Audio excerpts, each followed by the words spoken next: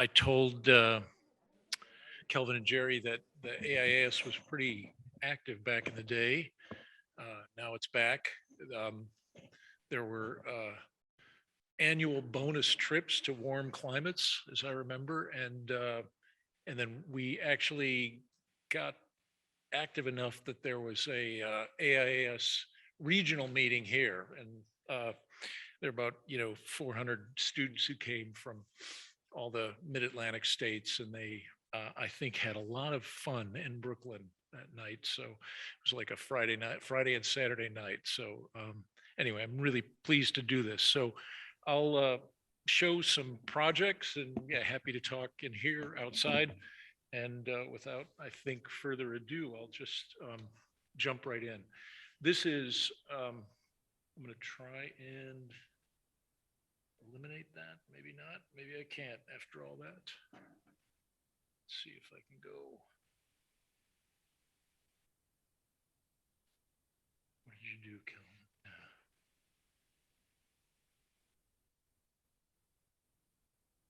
There we go.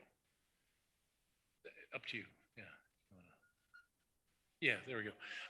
This is one of my favorite stories. We have a really wonderful professor here named Catherine Ingraham, who wrote an essay quite a while ago. It was called "The Burdens of Linearity," and it turned into a book. And the article was basically, on the one side, you had the architect Le Corbusier, who was talking about how he would design cities with grids and, all basically the path, the main streets of all the cities of the world are really donkey paths. And he just went on and on about this poor donkey and, and how everything needed to be designed in this kind of perfect, grid sort of modernist idea. So I thought, and by the end of this article, which is really a great article, you have this icon of architecture on one side and this donkey on the other. And, by the end of the article, it's like,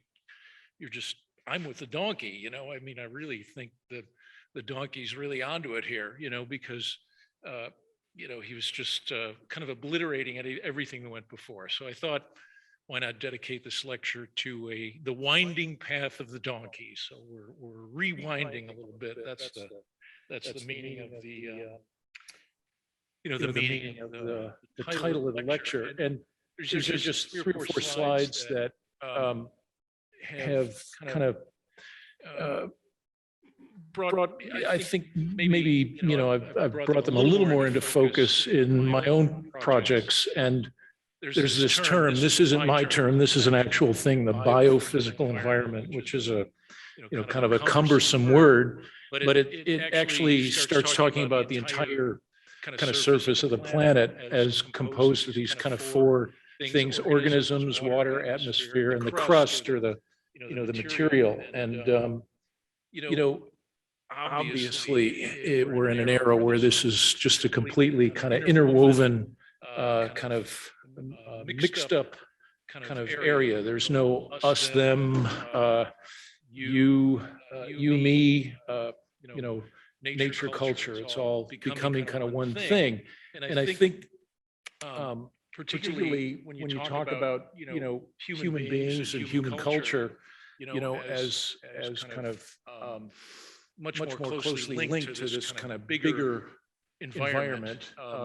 There's a couple of things that, or there's actually, I think I'm going to just mention 4 things that come out of that, which is one is that obviously as human bodies, light and material becomes at a very basic level, something we experience, and that's at kind of the smaller scale projects I look at. That's actually a very big part of how we start projects and think about them in terms of just some basic experiential things. Another, very important area, and this is really not my area of expertise, which is the way, say, individual organisms transform over time. And there's actually some professors here who do pretty remarkable things in this, but it's interesting. This is a horseshoe crab, from Darcy Thompson's book. And it's, I think, how old is this organism? 300 million years or something. And this is about the the degree to which it's changed. So what's interesting is that, human figures, organisms, they're pretty regular actually, and they don't change all that fast. And the way in which they kind of become irregular or absorb irregularity is kind of very slow. What I think is maybe more interesting is the way individual organisms like a tree or a piece of coral, when they form communities, there's a lot of complexity that surfaces immediately.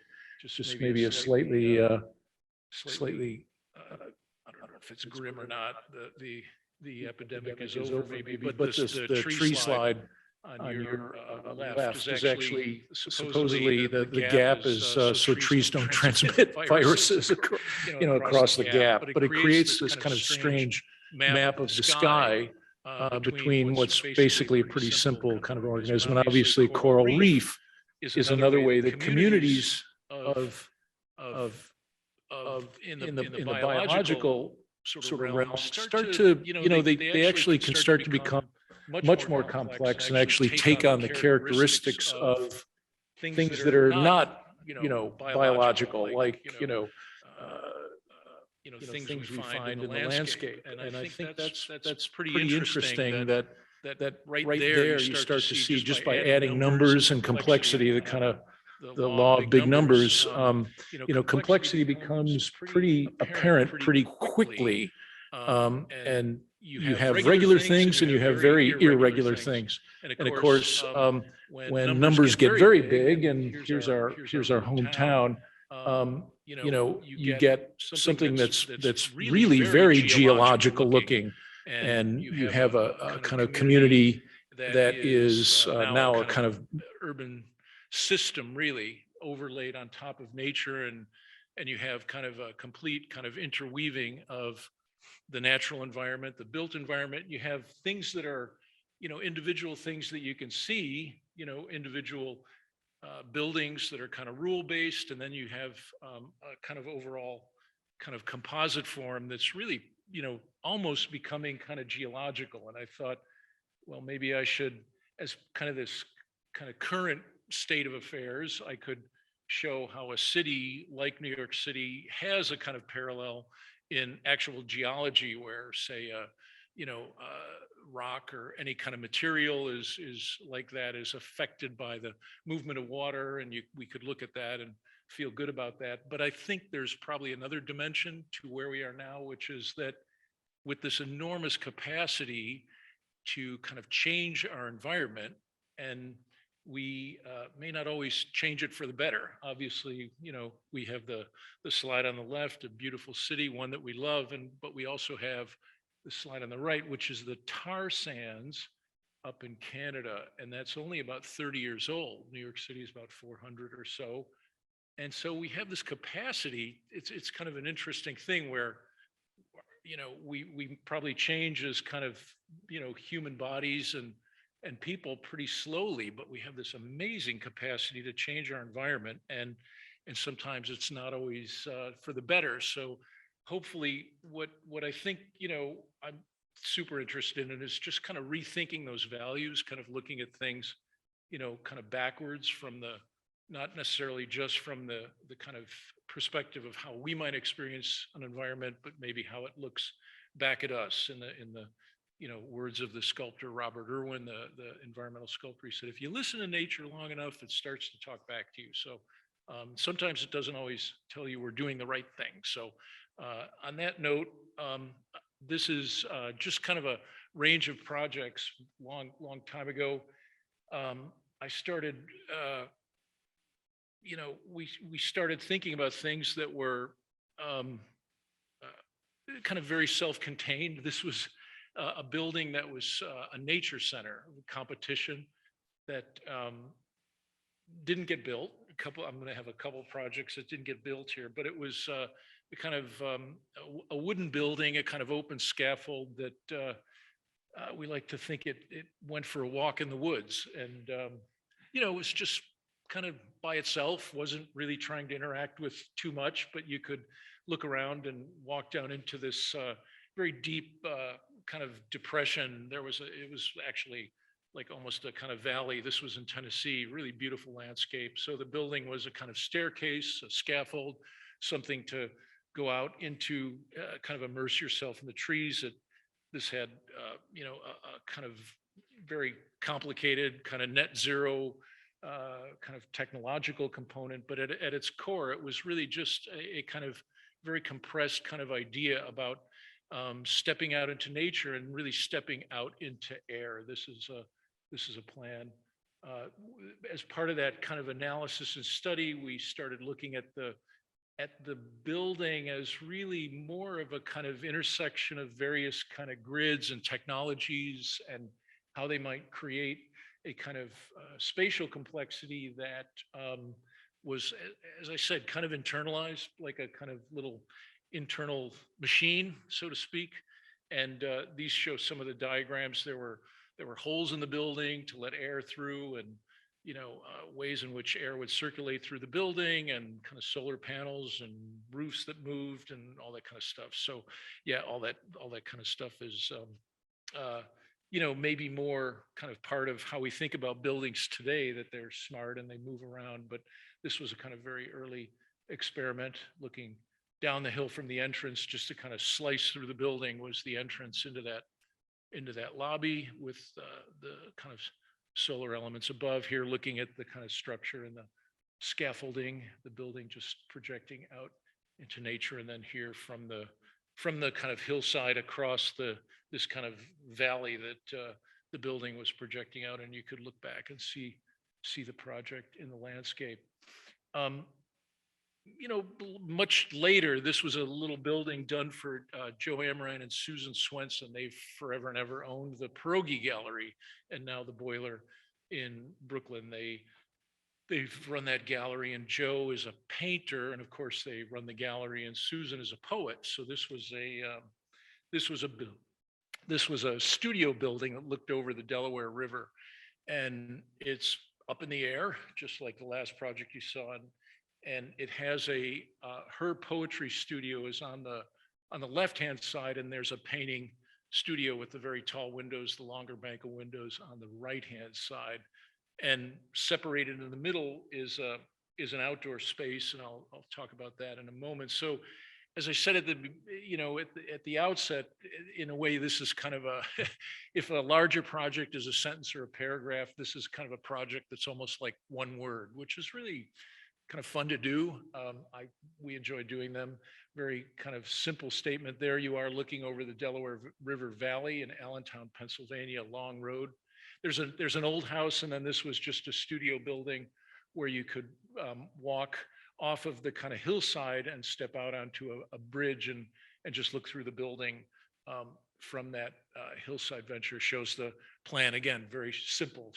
Poetry studio, painting studio, a little bathroom, and a kind of kitchenette, and a place to just go sit and kind of contemplate the world as it is there in Pennsylvania. And just everything's there. It's backed up against some trees and a huge, really steep hill going down to the river, and the building just kind of sitting on that edge of the landscape.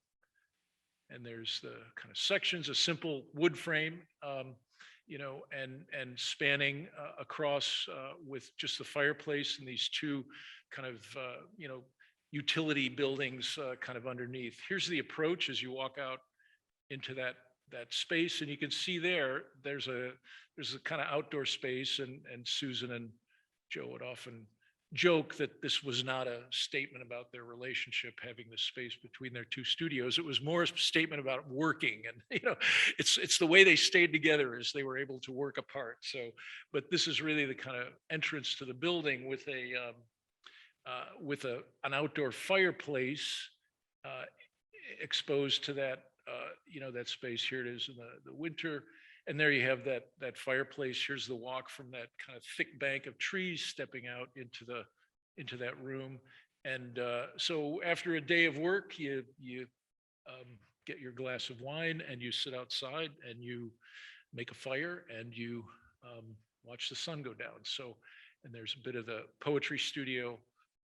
There's another views, and that's that kind of one word project. I think after thinking about these these very contained kind of projects. Another project that didn't get built but served to kind of get us thinking about things was a project for the Saga Ponic houses. It was a kind of series of projects that were out in Long Island. Long story, you don't want to hear it. Kind of amusing, kind of bizarre. Made the person who owned the land was quite a character. But this was a kind of project that we tried to organize sort of in kind of both kind of across the building and kind of up and down. In other words, from the ground up and from the sky down and kind of across these two pavilions on either side of this outdoor space. And this shows how the kind of ways in which you can both kind of elevate a building, but also start to engage the ground plane, which is then kind of changed and modified. And you can see that this is kind of a diagram pre-digital. It's kind of fun digging out these two projects. This was a painting. So there's a kind of podium and these kind of projecting walls that kind of score and mark the podium. They transform the podium in section, and then an upper layer of kind of smaller private spaces with the public rooms kind of through the middle. And this is another view of that building. This is the south side looking, and there's a kind of gently sloping hill again in one direction. These are some of the plans and drawings just showing the kind of way in which the ground plane is thought of as something kind of thick and something that can be manipulated and actually projects vertically into these kind of stronger vertical elements that kind of capture the pavilions. And then as you drive in the car underneath from the kind of left side, and there's a carport there, and then there's a kind of crack in the building as you can go up where the car parks down below, and this sort of fissure through the building. So this is obviously much more than one word. It's maybe 3 or 4 words, but just the complexity of program and kind of opposing kind of volumes. And again, the kind of the movement from sort of the lowest level to the upper level was really, something that was, super interesting here. Just other sort of views. And that's looking back as you kind of rise up out of that carport. And there's the kind of public spaces on the lowest level. What came out of that was then maybe several projects. This is a house that did get built in Garrison, New York. And that's just up the Hudson River. And this is a project that, again, looks out over a small pond, another body of water. And it's, again, poised kind of on the edge of some rock. And there's, a set of pavilions and a kind of interweaving of stone walls and wood construction. There you can start to see the kind of wooden pavilions, the one that's in the foreground, and then as the landscape goes up the hillside, there's these walls that we built out of limestone block. So, which was kind of fascinating too. So there's a connection between the kind of just the linearity, the dimensions of the stone and the wood, and a kind of sort of sympathetic reading. But the stone kind of anchors the building. The two stone walls anchor the building into the landscape, and you can see a little bit. You'll see plan in a moment. This is kind of an early diagram we did showing the car kind of approaching from the left-hand side, and then the darker walls being those limestone walls with the wooden buildings, kind of two projecting kind of pavilions. One up the hill is the master bedroom and home office, bathroom, main bathroom, main bedroom, and an office suite, kind of up a stair and perched on the hillside overlooking that hill. And then the lower, bigger pavilion is the living space, dining space, kitchen, looking out over the pond. And then the long kind of tube, in a sense, tube of wood trapped between those two stone walls is the rest of the family's bedrooms. And here it is kind of from that non-entry, this is kind of the opposite end of the entrance here, the sort of plans. Just again, working with the kind of geometry and the kind of, in a sense, the geometry that was given to us by the site itself. Those are just the kind of ledges of rock that that cascade down toward that lower pond. And this is then a bit of a close-up of that stone wall and the wooden pavilion that sits directly on top of it. Again, that's the main sort of bedroom. The entrance is in between those stone walls, looking at back at the garage. That's actually that hole in the wall in the stone wall is actually access to the garage. That's where you pull the car in. And then there's not just these kind of major walls that mark the landscape, but then also within the house, there's a fireplace which is lit from above with natural light, and that's made out of the same material. Again, the wood kind of, sort of framing that or capturing that. Again, a pretty kind of simple idea about material and framing light, and again, going in a way going back to the kind of basics of architecture, so to speak.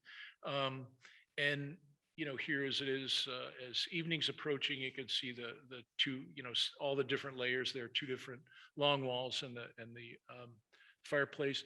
Then as you go around the building, there's other kind of vantage points. You look toward the toward the yard and other parts of the building, other parts of the site, I should say.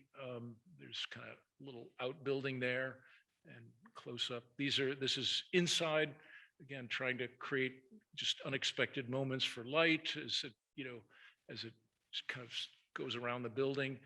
The entire building, of course, is facing south. And then here you have the wall of the limestone actually going inside and outside the building, and kind of nestled under that stone arch, so to speak, is the kitchen. And the kitchen kind of looks through again toward the east, and kind of other places to sit. And as you kind of move down that, through that pavilion, which again has kind of just a very simple kind of layered plan there. You can see the garage a little bit to the left, and you're looking up the stair there to the upper pavilion. That's where you go up to the main bath, main bedroom, office kind of space.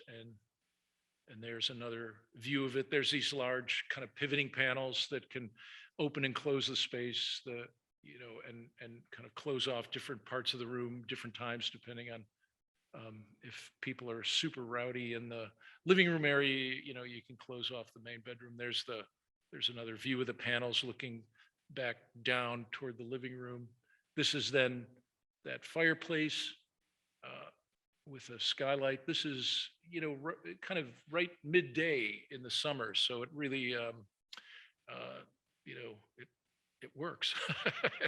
We didn't, you never know exactly how this is going to work because you never know exactly where the sun is. But we were really, really pleased by the kind of effects, because what looks like a super simple flat wall, just the kind of at certain times of the day, the shadows are created by like a little tiny dimension, but they create this kind of beautiful texture at certain times of day, and other times of day it looks fairly, kind of almost flat or, very abstract. So just the kind of time of day activates that space.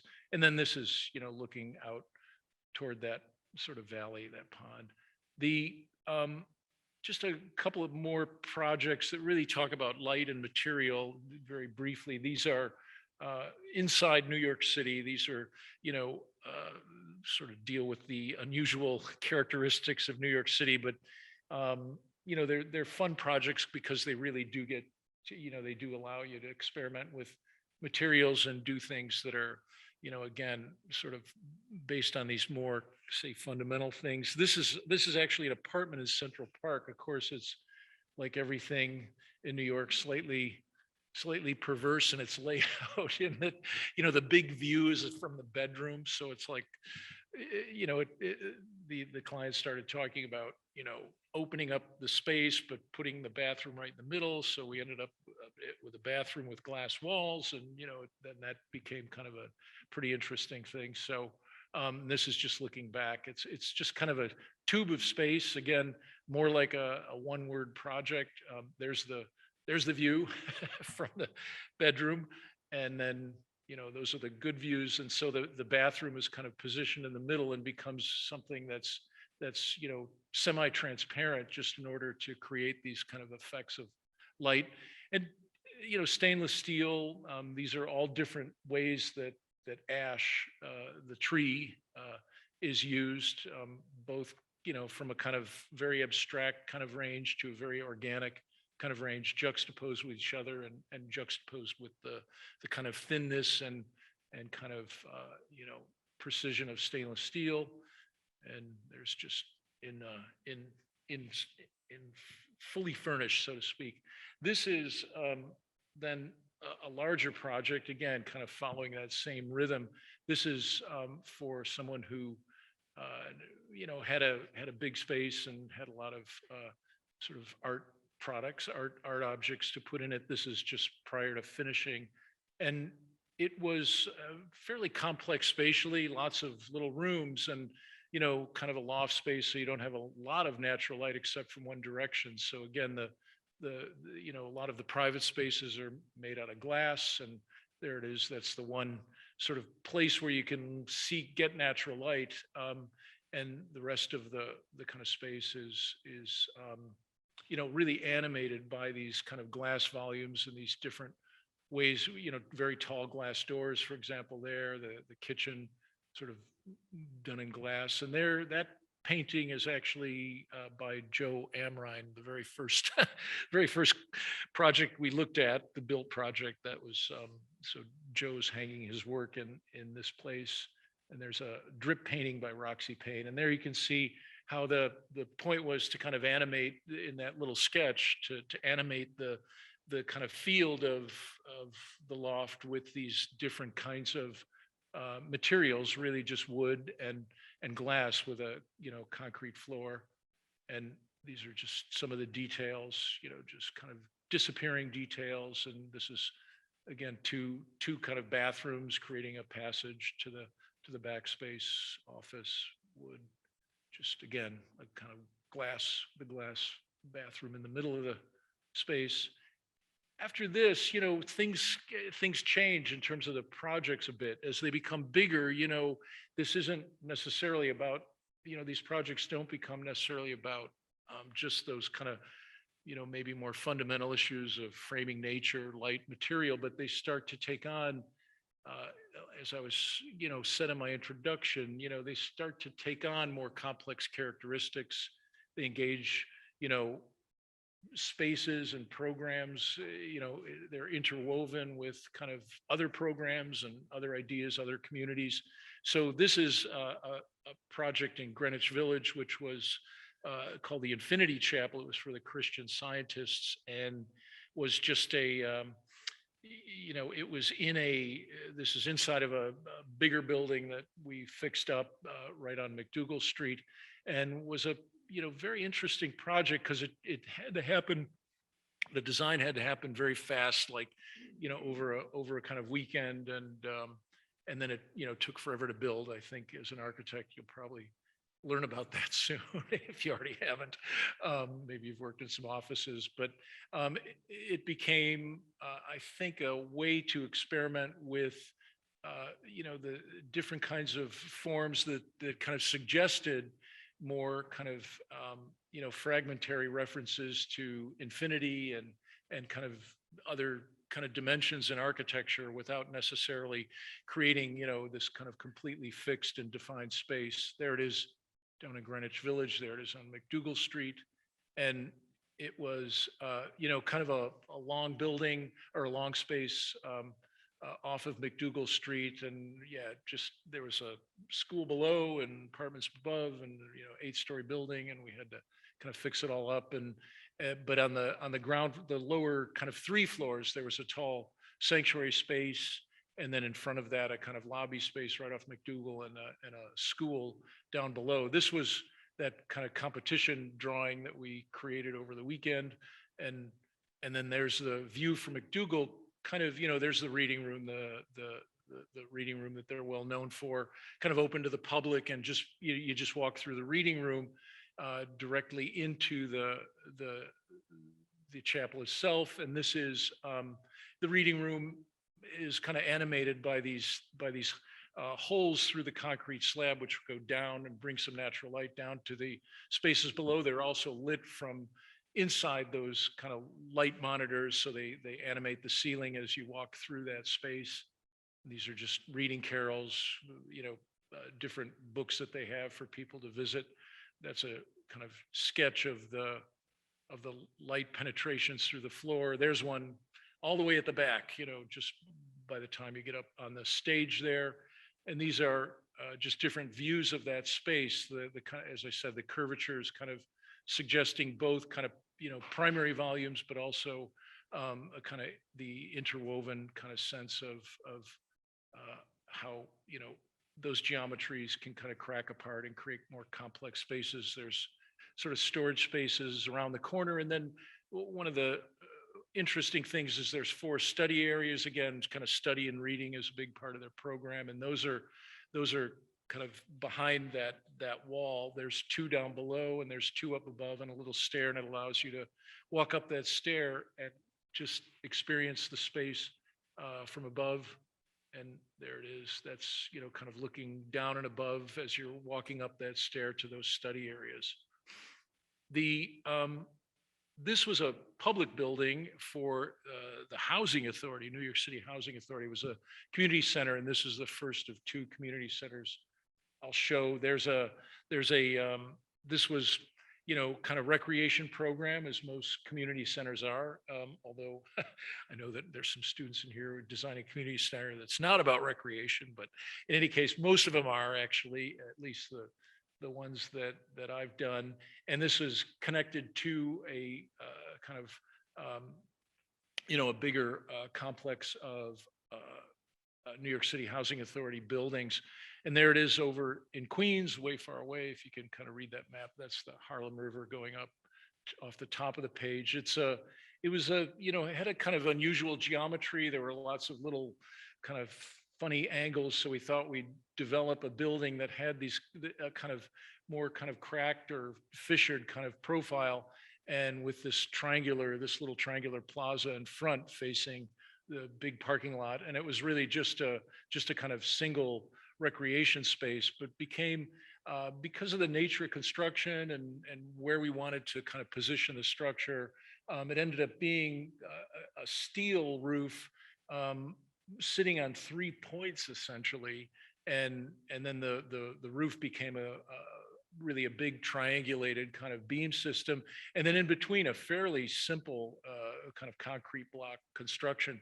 This is the geometry of the roof, just different studies trying to figure out exactly where to put everything and how to do it. This is a model showing those basically, well, it ended up being 4 points, sorry, not quite accurate, but trying to kind of condense the kind of geometry of that roof down into those points. And we wanted to slope it down and angle it down as you approached from the main approach, and then had the taller space for to get the the kind of angle of the roof projected upward toward the more unseen side of the building, so to speak. And these are just different kind of side entries as the shell. And again, very simple, really simple construction, just concrete block, but in a way that kind of after all the paint and everything is put on and the all the equipment is put in, I kind of look back at this kind of concrete block wall in this photograph taken at just as the sun was coming in, and it kind of again sort of captures something that maybe you don't always get to capture in public projects. But this is how it ended up. Again, steel with those kind of individual columns, or the angled columns, I should say, concrete block. And here's, as you approach the building, you actually enter around to the side as you come near it. There you can see the entrance, and just a metal just metal decking was the exterior kind of cladding of the building. So And from that, we actually, this was maybe the biggest one that got done. This is down in Battery Park City, and was really, building, again, very embedded in the landscape, and really part of, it's like a threshold between too many things. I won't even bother to explain it. It's too complicated, but it became both a kind of, way to kind of insert a kind of non-gridded wall, a kind of more slightly organic wall, and again, kind of juxtapose materials. There were these kind of cutouts along this kind of glass wall, which allowed people to look over the ball fields. This is if you go down West Street, there's some big ball fields there. This overlooks the ball fields. It has, a swimming pool. It has recreation. It's got like a school kind of upstairs, and like I said, a big viewing plaza. But at the level of the ball field, there's also these kind of cutouts so you can come and go from the ball field, and so there's a real kind of both kind of a physical transparency, but also a a kind of programmatic kind of exchange that happens between this wall.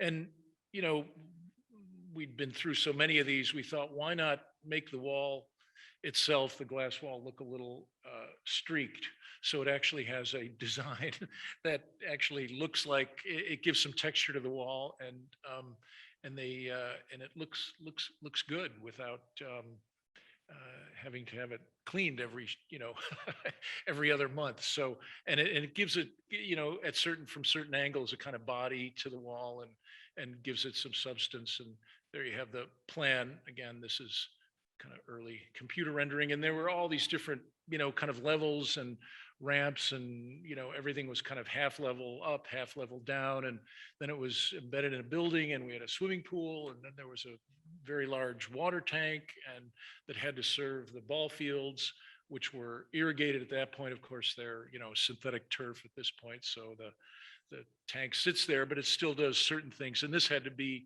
a kind of hyper sustainable project. As you know, their agenda was all about sustainability. And then really there's just these kind of two large spaces, at the entry level. You enter on the street side, and you actually go down into the building, and then there's pool, gymnasium, recreation space. These are all the various kinds of technologies, and passive, active, all the different things we had to think about along that wall. There it is. As you come from the south side, there's a path along the ball field. You can go up ramps to the viewing deck. There's the first of 3 cutouts, and and we use this kind of very kind of aggressively split bluestone, again, just kind of local material.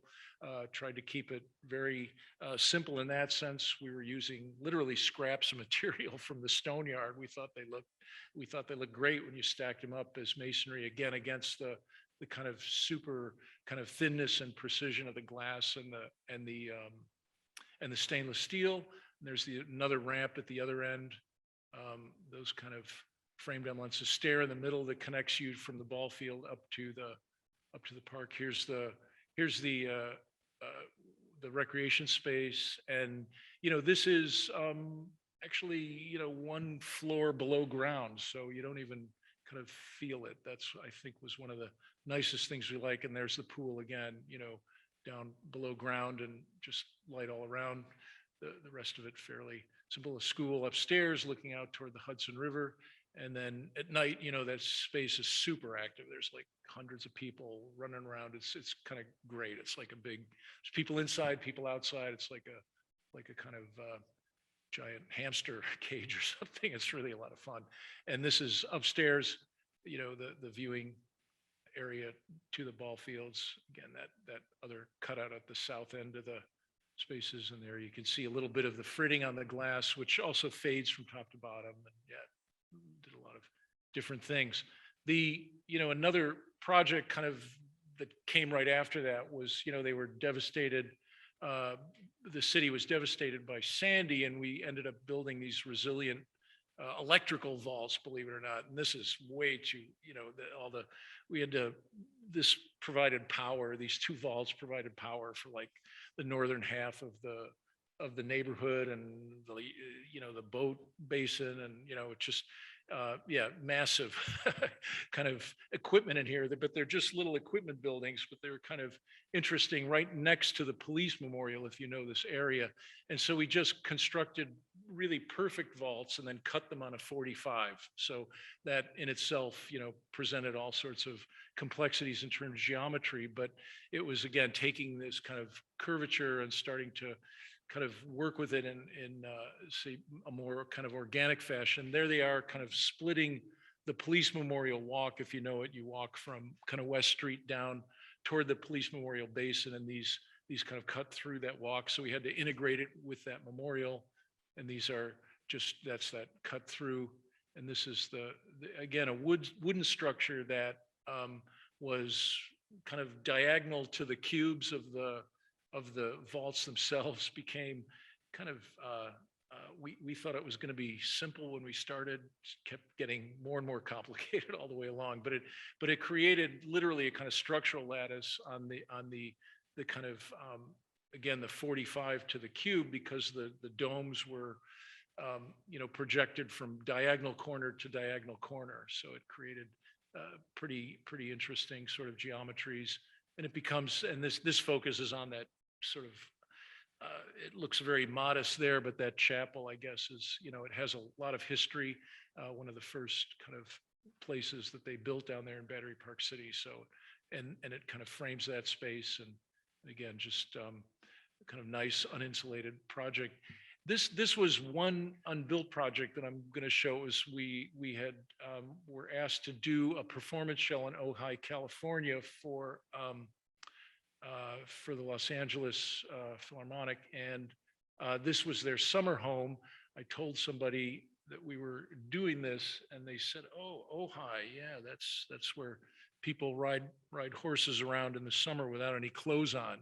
It's like coming from New York. It's like, you're used to standing around a metal barbecue with a beer in your hand. It's like just a different world out there. Anyways, but it is a place with like all sorts of history in terms of vegetation and trees and these kind of iconic sort of oaks that dip into the ground and come out. So, and they'd been struggling. They ended up not building this, but they were struggling for so long to try to fit the band shell around these kind of iconic oaks. You can't even touch them in California. So this became kind of interesting because it some of these early models show the band shell with a backstage that's toward the bottom. Those are the backstage services for the artists, and then a kind of connecting corridor.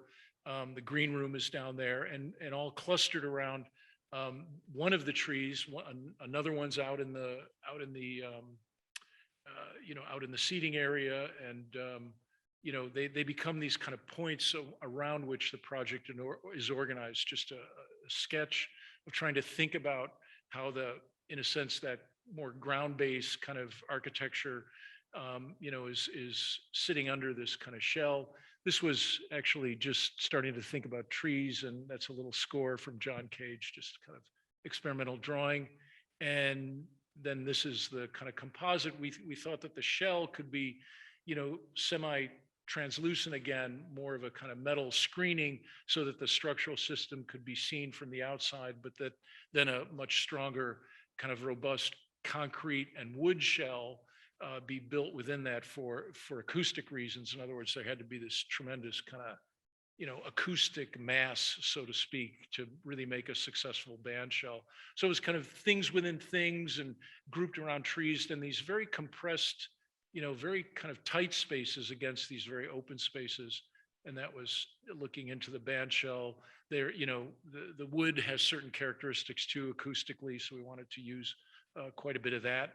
And then that shows the kind of plan organization, just some of the early sketches trying to think about, again, how to kind of integrate. And these are just very quick, obviously, computer drawings, but showing these very compressed spaces relative to the very open spaces, and really kind of engaging that landscape there, showing a little bit of what we had hoped would be the effect of being able to see the structure kind of outboard of the concrete shell, which it comes off as very opaque there.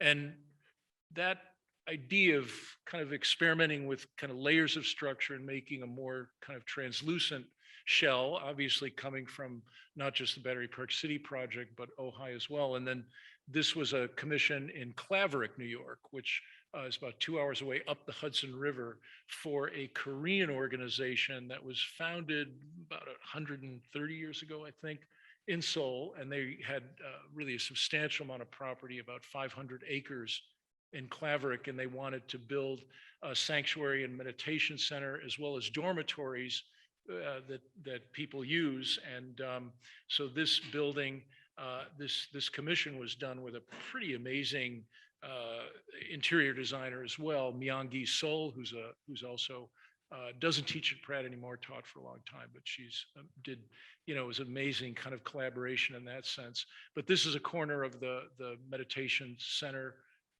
There's kind of 5 buildings here: an administration building, a meditation hall, which is a super prismatic volume.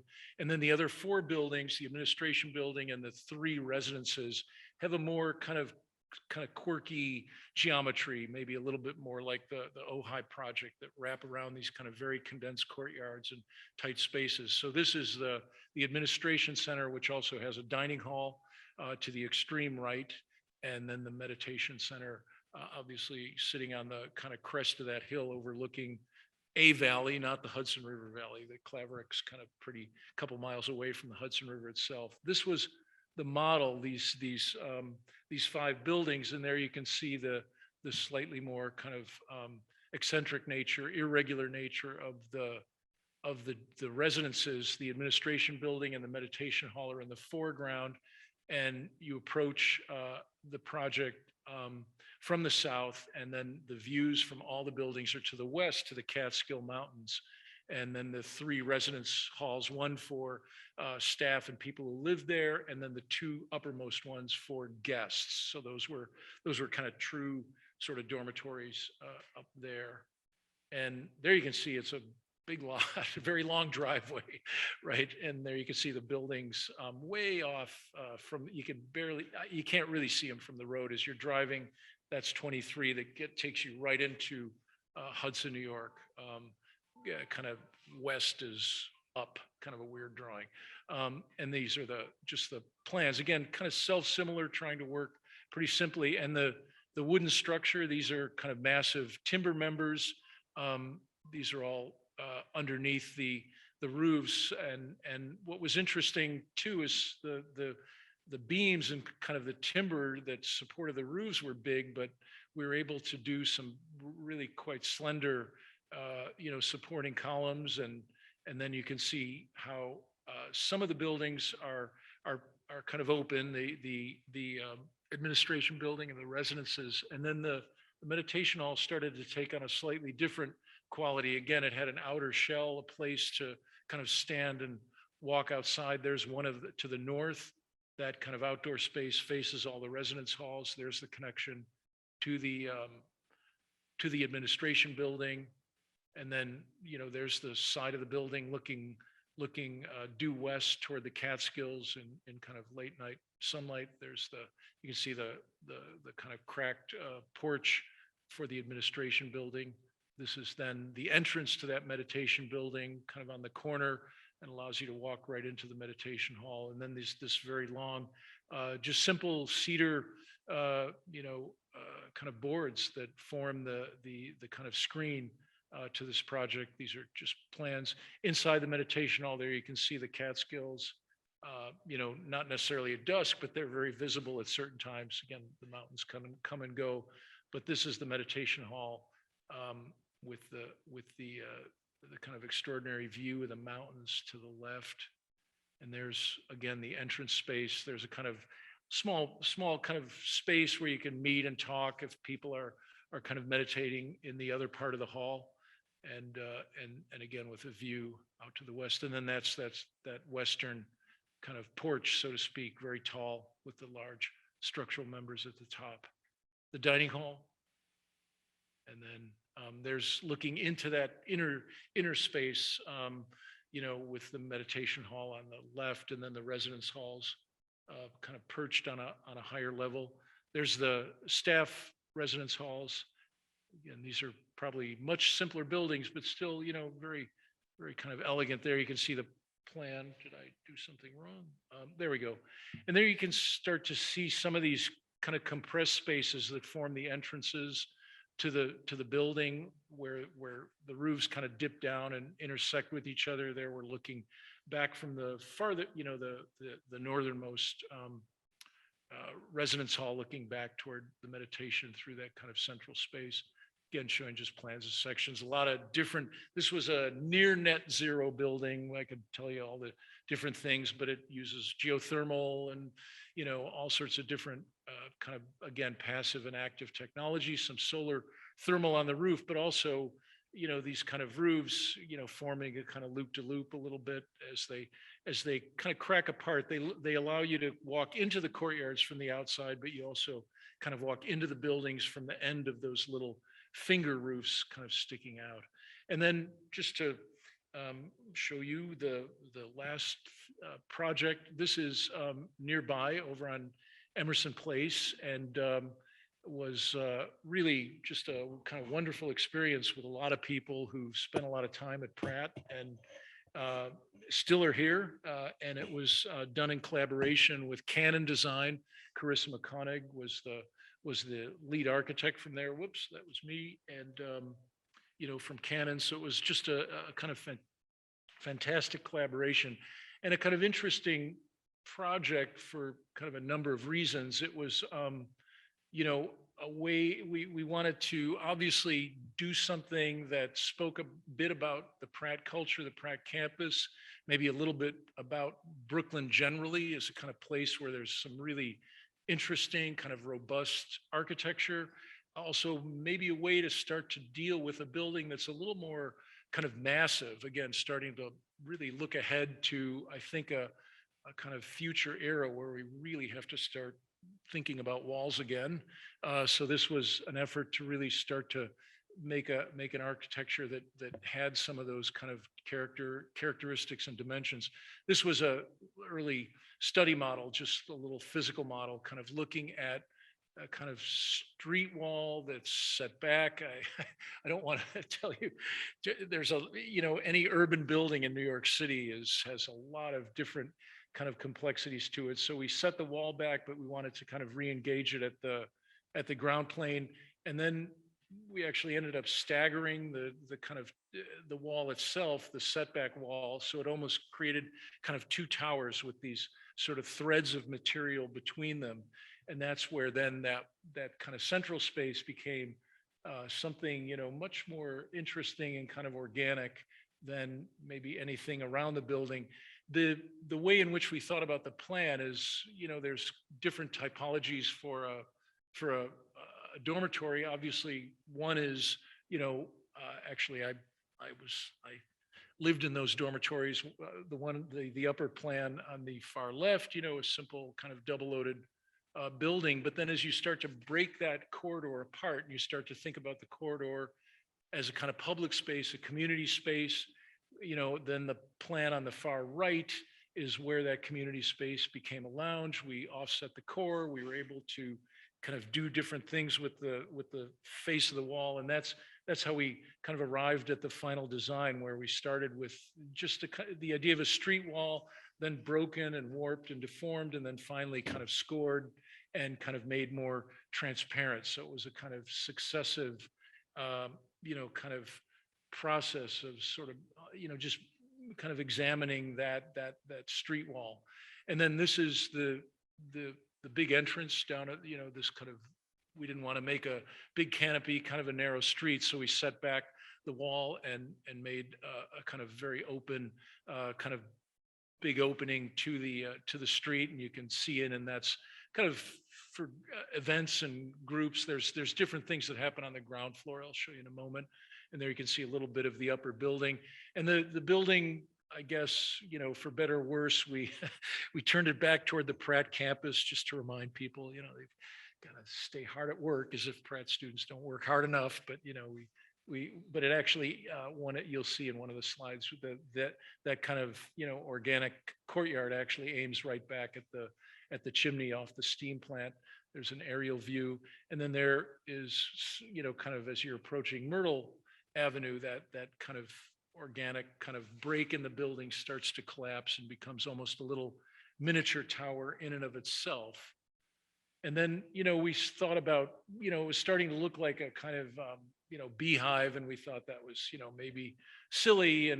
But then we thought, well, we've been thinking about organic material and you've been hearing about it all, but we thought, what about maybe something synthetic or more, maybe non-organic? And of course, this came to mind as the quintessential, non-organic beehive. So we ended up putting aluminum in the in that kind of cavity that just a kind of aluminum sheets, and they gave it that kind of that difference relative to the masonry, and that's looking down into the skylight, which is really the right directly under the entrance to the building. There it is. You've kind of come into the building, and that's the skylight looking up, straight up, and then there's that view up into the kind of tower, into the void tower, as we call it. And then there's the first set of spaces you look at. There's a kind of classroom in back, a maker space off to the side. That's the kind of ground floor plan, and then the upper plans you can see where the rooms are all two person, except for one of them, and then the bathrooms are distributed around the kind of corridors, and we hope that it will encourage a greater kind of community feeling. I hope that maybe somebody can tell me whether that works or not. And then there's a stair down to the shared spaces down below the first floor in the basement, and that's slightly offset from that skylight. And that leads down to, kind of study areas and laundry and things that students can use down there. And this is the classroom in back. There's actually a maker space, pretty nice, kind of studio space that I understand some of the kind of foundation students can use. This is one of the lounges on the upper floor with a kitchen, and there you're looking right at the steam plant chimney there. So that's view from one of the dorm rooms that faces that courtyard. And these are, again, just kind of views of that space. Another one looking up, and there it is against the Manhattan skyline, courtesy of a drone from the photographer. So thank you very much. And yep, it was great. Appreciate it.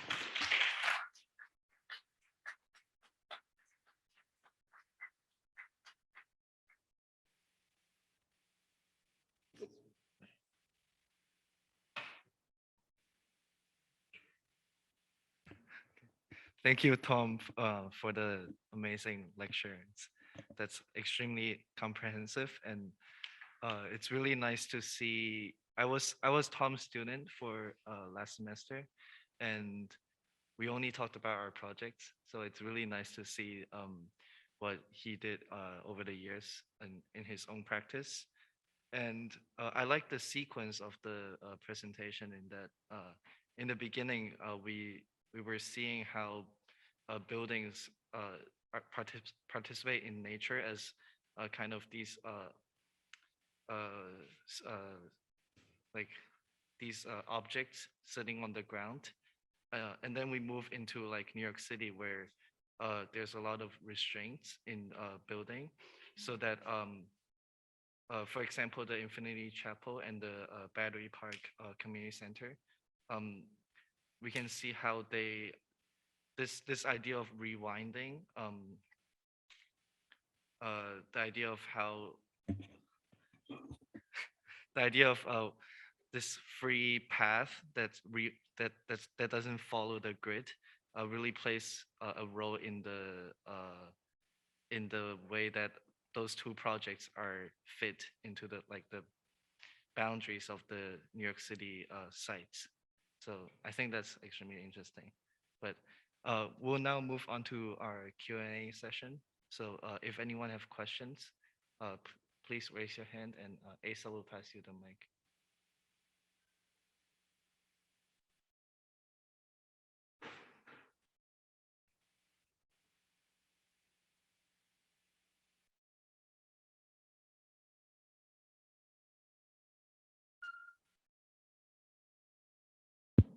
Hello? Okay, cool. I was just wondering, in Ash in Four Ways, you mentioned that the steel panels were another like form of that ash, and I was a lot louder. Um, in Ash in Four Ways, the project you presented, you mentioned that the steel panels were coated or in some way like another form of that ash, and I was just a bit curious. Not them? No, yeah, that's, Oh, okay. yeah, no, it's, right, I often, um, you know, yeah, it's interesting, the whole question of materials and synthetic, non-synthetic. Yeah, it's, um, yeah, when it all comes down to it, you know, there, it's, we end up going with, some of the sort of more kind of tried and true things, metal, wood, brick, right? In that case, what were, if you could just summarize, what were the four methods, or what different ways did you use the ash? Oh, they were just different treatments. Exactly. That's, um, yeah. You saw the sort of more organic kind of dimensions. They were used for furniture at that scale. Then they were used for, bigger surfaces, flooring. And then it was used for countertops. And then there was a kind of lining to, some of the other elements in the bathroom. I didn't quite show it all. You saw three of them, so yeah, it's just different ways to use one material, right? All right, thank you. Yeah. Theo.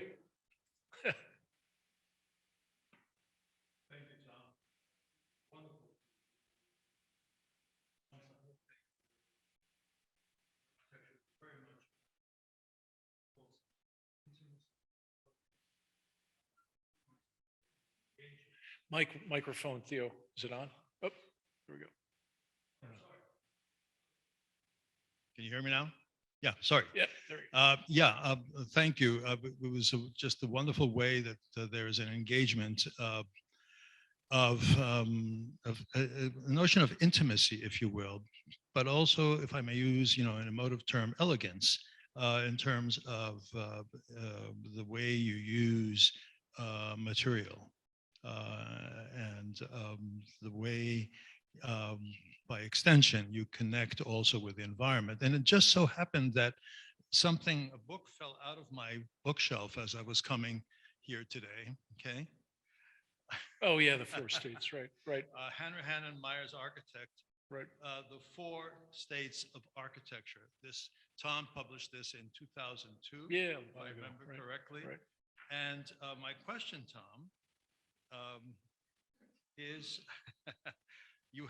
Tom Hanrahan states the four states here of architecture. He talks about horizon, color of light, atmospheres, and ground. And certainly, looking at the work, Right. Those are expressed.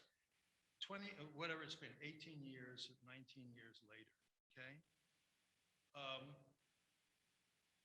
What would be the fifth or the sixth, or would there be other? Yeah, I mean, that's an interesting question because, that was more like impressionistic, It's a really interesting question, Theo, because that was just kind of like thinking about architecture in different states of architecture, right? Well, what's kind of interesting is the thing that I showed tonight is like, it isn't just somebody, kind of thinking out loud. That's like a real thing. The four things that I showed, and they kind of have a slight overlap, and oddly enough, I was listening to a podcast, of course. How else do I learn anything now? I do read books occasionally, but but I was listening to a podcast from an economist of all things, and he was saying that that's like the biggest challenge is and he mentioned the biophysical environment, and he said, we've really got to deal with this, and it's got these four things. It's got, plants and animals, organisms, got the lithosphere, which is the crust, atmosphere, water. And I'm like, holy smokes, that sounds really familiar. And this was, so and when I realized, like, instead of speculating, about architecture, I thought I'd introduce some, like, real knowledge, right? And it's like a real thing. But what's interesting about it, so for that list, there's not a fifth or a sixth. It's like a real thing, the way in which, we have to start really collectively thinking about our kind of management of this system. We're not here to abuse it, which, was our kind of attitude for the last several hundred years, but we're really, I think, much more kind of stewards of that. And it's, what's amazing what this economist was saying. It's like he was putting forth all these models about how to manage a culture in a world with no growth or negative growth. That was the point of it. Like, how do you do that? How do you, or where some things are growing, some things are not. So that's kind of where this latest came from, which has as you very, very brilliantly note, has a weird intersection with that book, but this is a real thing. I don't want to say that's not real, but it was really, it was a more kind of, speculation on just, kind of modes of making architecture. But this is more like a real thing, and that is really, I think will be pretty urgent very soon. So, yeah. Thank you, Tom. Yeah. Interesting question. Place in the design of the houses that you presented today. And it's really an archive of skillful details, combination of materials, and also there's something very particular. It seems to me that you try to reduce the mass of the building to lines and to reduce sections. And although many of these houses appear to be cladded with wood, but I was looking at some of the wooden columns, for example, that supports the roof. They're extremely narrow, and there is a sort of stylistic quality in trying to compress the construction of the building to the minimum, yeah, in a way. And that's very skillful. I don't know how you do it. One day, maybe you can have a coffee and you let me know. How you do Giuliano, that. you're making me, there's steel in those buildings. No. In a way, in a way the in a way the houses. No, they, I don't. sorry.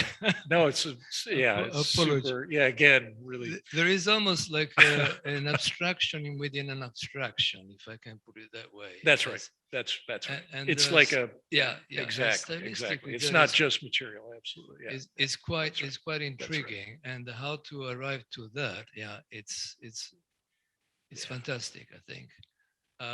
The other thing I would like to say is that there is obviously a change of attitude, when you deal with a smaller building, and your introduction, which has to do with the real connection with your houses, with the land, yeah, right, and how you arrive to them, and it's very skillful. I don't have to, I'm saying something very obvious because the work is self-explanatory and full of many ideas. My question to you would be. The last project is a completely different typology, of course. It's a high-rise building, and most probably the idea of the volume, the volume takes over because you have to allow, residential space for the apartments. So do you have anything to say about that? Because it becomes more of a container. Yeah, I'm using that as a.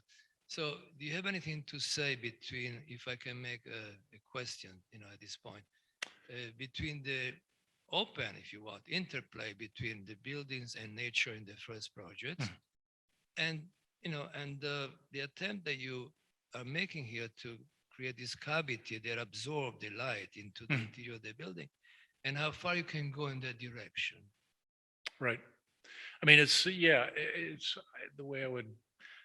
It's again super interesting questions. It really,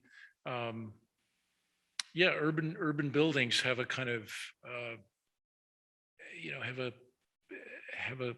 can have a like a high rise, especially, or a residential building can have a kind of different sort of programmatic trajectory, so to speak. You know, it has its own kind of momentum, which you have to,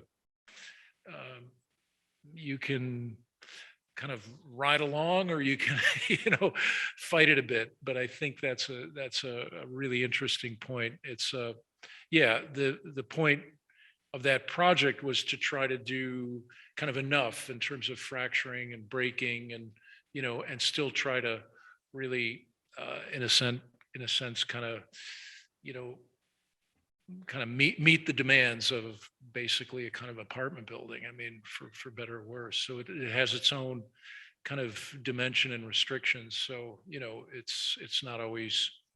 The, it's a broader brush. How's that? You know? But I would just wanted to return to that other point about, you know, it's interesting, the question of abstraction versus kind of representation, you know, because obviously, you know, there are aspects of what I said at the beginning, you know, okay, you know, the biosphere, those are real things. But as an architect, if you start thinking about those things and try to, you know, build them into your projects, you know, you can get dangerously close to representation, so to speak. You know, it becomes, so abstraction is always kind of there. I think it's really important, and you know, I think if you lose sight of that, I think particularly in a, you know, a kind of, you know, as an architect, you kind of, I think, lose some of the kind of more amazing kind of things that you can do. So you don't even, you know, so yeah, that's maybe a slippery way of saying, yeah, you know, I cheat some of this, you know, there's some steel, there's some, yeah, you know, right. It's hard to make it, you know, absolutely pure, some of these things, but it is a kind of, you know, it's kind of back and forth between a more, say, abstract kind of idea of making space and form, and then how you realize it may be more kind of tangible, literal, kind of down to earth. But it's, yeah, it's really interesting kind of point you made there. Absolutely right. Yeah. Okay, great. Thank you.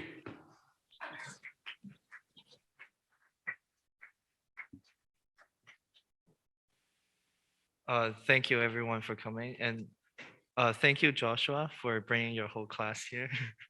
um, and also thank you for everyone on Zoom. We'll have snacks and drinks at the pit, so we can hang out there for a little bit. And thank you again, Tom, for doing this. Mm.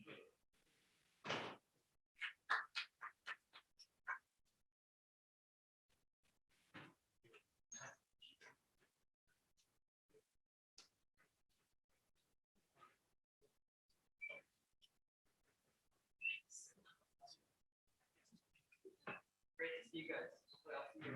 Thank you.